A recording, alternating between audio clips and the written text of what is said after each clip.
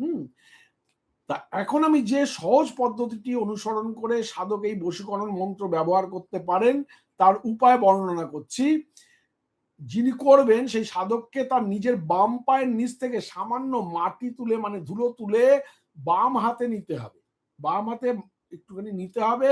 নিয়ে আমি এখন যে বশীকরণ মন্ত্রটি বলছি সেটা 7 বার মাত্র জপ করতে হবে, অনলি 7 টাইমস। ঠিক আছে? এবার মন্ত্রটা আমি একটুখানি বর্ণনা করছি, আপনারা একটুখানি দেখুন। আমি কপি পেস্ট করে দিচ্ছি আপনাদের এই কমেন্ট বক্সে, একটুখানি দেখে নিন। ওং নমো ভগবতী গঙ্গে, ওং নমো 7 বার। ওং নমো ভগবতী গঙ্গে কালী কালী মহাকালী সাহা। ওং নমো ভগবতী গঙ্গে কালী কালী মহাকালী সাহা। এটা 7 বার বলার পরে আপনারা কি করবেন, এতে সেই মাটির মধ্যে বশীকরণ মন্ত্রের পূর্ণ শক্তি সঞ্চারিত হয়ে যাবে, অর্থাৎ বশীকরণ মন্ত্র অভিমন্ত্রিত হয়ে যাবে এই মাটির মধ্যে।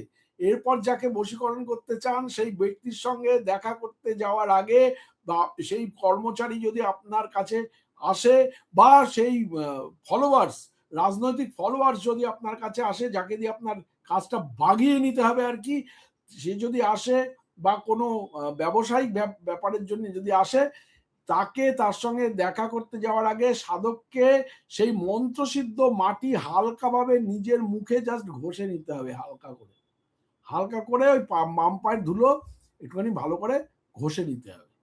বোঝাতে পারলাম? এবার বশীকরণ তন্ত্র বলছে যে এতে যাকে বশীকরণ করতে চান সেই ব্যক্তি সঙ্গে সঙ্গে সাধকের বশীকরণের প্রভাবে আসবে, এবং সাধকের সঙ্গে বন্ধুসুলভ এবং সহযোগিতামূলক আচরণ করবে। মারাত্মক ব্যাপার।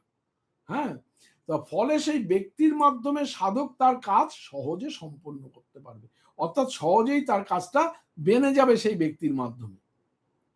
যদি আপনার কাজের লোকও আপনার ক্ষেত্রে একদিন আসলো তো 5 দিন আসলো না এরকম আরম্ভ করে, তাহলে আপনিও শুরু করে দেবেন। শান্তনুদা আছে তো, শুরু করে দেবেন। ওরা ওরা মাঝে মাঝে বড্ড ঝামেলা করে, আমি জানি।